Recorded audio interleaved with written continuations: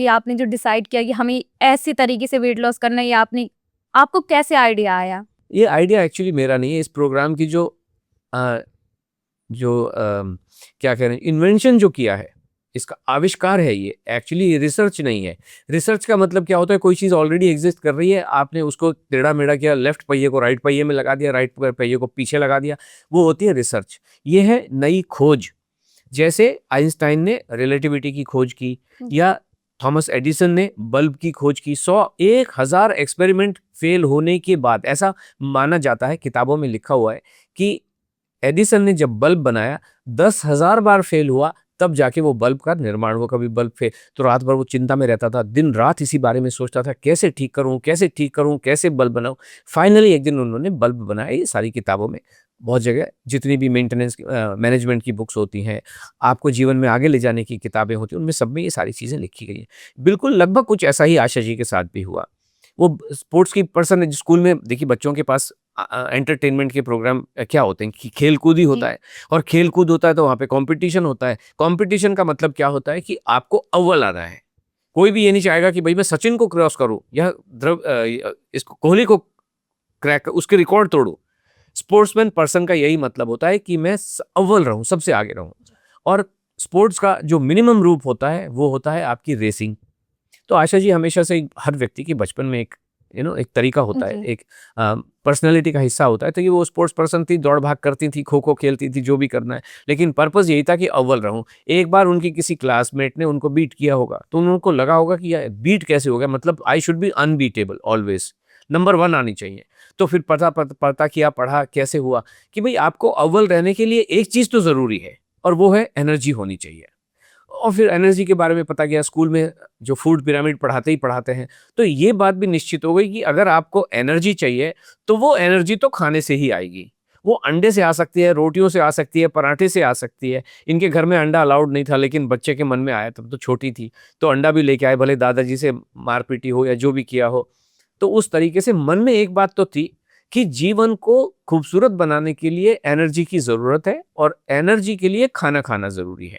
अब ये समय के साथ क्या होता है, कुछ चीज़ें आपके जो विचार हैं वो दब जाते हैं, दूसरी चीज़ें शादी हो गई, बच्चे हो गए, फिर उनकी पढ़ाई-लिखाई, वो सारी चीज़ें, कुछ चीज़ें ऐसी होती हैं जो दबी होती हैं, लेकिन बाहर जब आनी होती हैं तब आती हैं। अब एक ऐसा समय, मैं तो सरकारी नौकरी में हुआ करता था।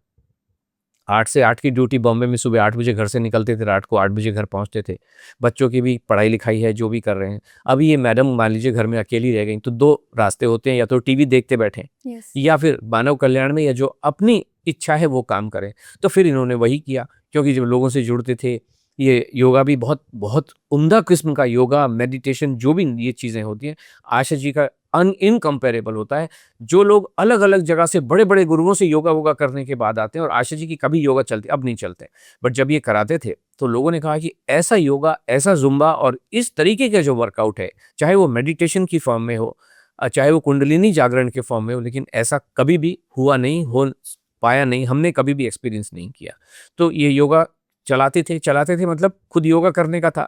तो फिर ये हुआ समय के साथ, चलो नीचे जाके करते हैं, क्योंकि नीचे की शुद्ध हवा, हमारे जो सोसाइटी के गार्डन्स थे, जब लोगों ने देखा 2-3-4 लोग इकट्ठे हुए, तो इस तरीके से इनका जो कुनबा था वो 1000 से ज़्यादा लोगों का हो गया। आस-पास के लोग आते थे, इनकी 3 बार योगा क्लासेस चलती थी, सब लोग आते थे।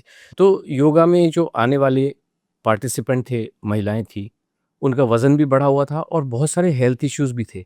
सबसे बड़ा हेल्थ इश्यू आपको जब तक डिस्कस नहीं करोगे पता नहीं चलता है, लेकिन एक हेल्थ इश्यू आपको डेफ़िनिटली पता चलता है कि उनसे चला नहीं जाता, क्योंकि जब घुटने खराब हो जाते हैं, तो वो रोबोट की तरह चलती हैं महिलाएँ, ऐसे, ऐसे। तो आशा जी ने उन सबको इंस्पायर किया कि भई खाना खाना शुरू करो, लेकिन ऐसे कोई कोई मानता कौन है खाना खाने के लिए? तो फिर इनके विचार आया मन में कि महिलाओं का कल्याण तो करना है, कैसे करें? तो इसलिए एक महिला के अंदर, हर महिला के अंदर कहीं न कहीं एक छुपी हुई उम्मीद होती है कि वो भी एक फैशन शो का पार्ट बने, और स्टेज पे रैंप वॉक करें। तो इन्होंने उस चीज़ को थोड़ा-सा लोगों को प्रेरित करने के लिए, इंस्पायर करने के लिए कहा कि नहीं, अभी एक फैशन शो का हम इंतज़ाम करेंगे, और 104 फीमेल्स उसमें पार्टिसिपेट किया। तो जब वो पार्टिसिपेट किया, तो उनको ग्रूमिंग भी दिया गया, और धीरे से उनको खाना खाने के बारे में भी बताया गया। खाना खाने से अधिकतर महिलाएँ डरती हैं, क्यों?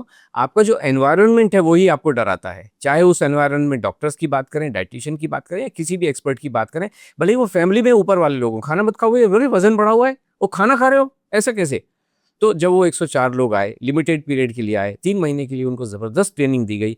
क्यों हुआ क्या था, ये जो डाइट का जो सिस्टम था, कैसे खाना खाने का जो सिस्टम है, आशा जी ने ईज़ाद कर मन में सोच लिया था और अपने रिश्तेदारों के ऊपर या कुछ फ्रेंड्स के ऊपर उन्होंने टेस्ट कर लिया था, ये काम तो करता है, लेकिन अधिक से अधिक लोगों तक कैसे पहुँचा जाए? जो योगा में आ रहे हैं, जिनके स्वास्थ्य ठीक नहीं है, उनको कैसे किया जाए? तो फिर ये उन्होंने जब ऑर्गेनाइज़ किया, तो लोगों ने उसको फॉलो करना भी शुरू किया और उनके जीवन में कल्याण हुआ। 104 महिलाओं के जीवन में जब कल्याण हुआ, फिर इसको लॉन्च किया 2016 में कि हम वेट लॉस का प्रोग्राम इन रियल फॉर्म, जो आज की फॉर्म है, उसमें इसको इंट्रोड्यूस किया गया। 90 दिनों का प्रोग्राम, ये हमेशा से 90 दिनों का ही चलता है, क्योंकि 90 दिनों में ही आपके जीवन में परिवर्तन आ सकता है।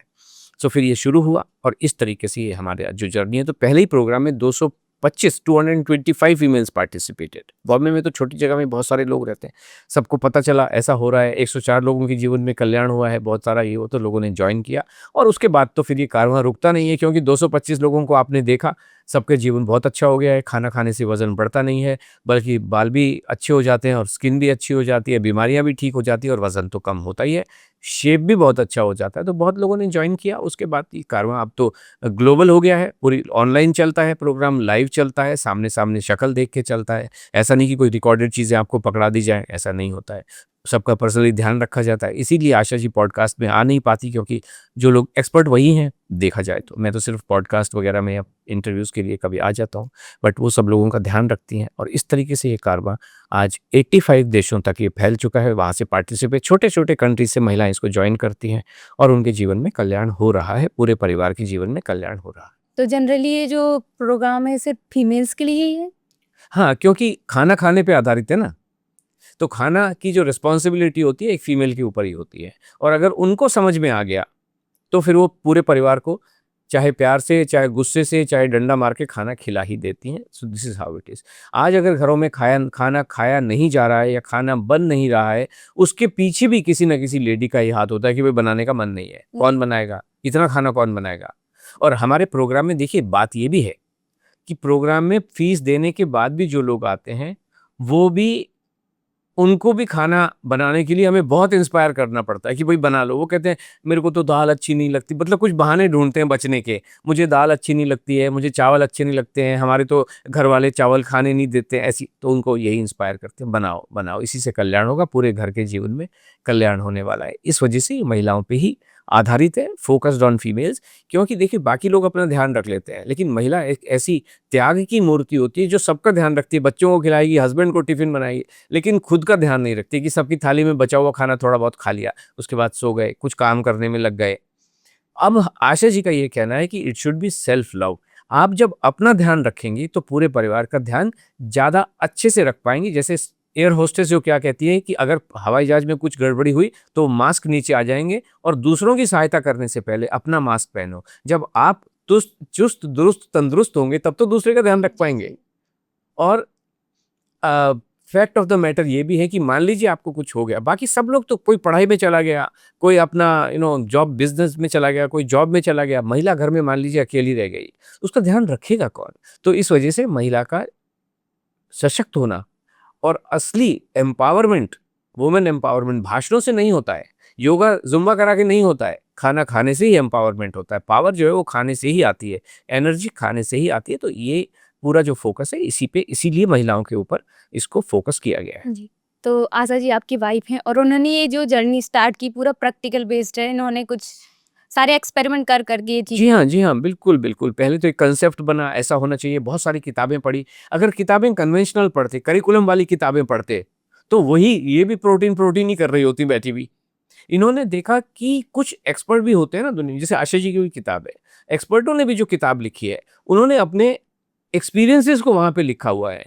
तो वो किताबें पढ़ी rather than reading the curriculum. उन्होंने वो किताबें पढ़ी जहाँ पे आपको खाना खिलाया जा रहा है और उस खाने के नतीजे जहाँ पे आ रहे हैं, तो उन सबको पढ़ के फिर फाइनली आपको अपने नोट्स बना के एक थॉट बनाना होता है। फिर उस थॉट को कहीं अप्लाई करके देखना होता है। अब ये खुद हमेशा से मान लीजिए 50 से 52 से 60 के आसपास घूमती रहती है। अब किसका वज़न, अपना वज़न कैसे कम करें?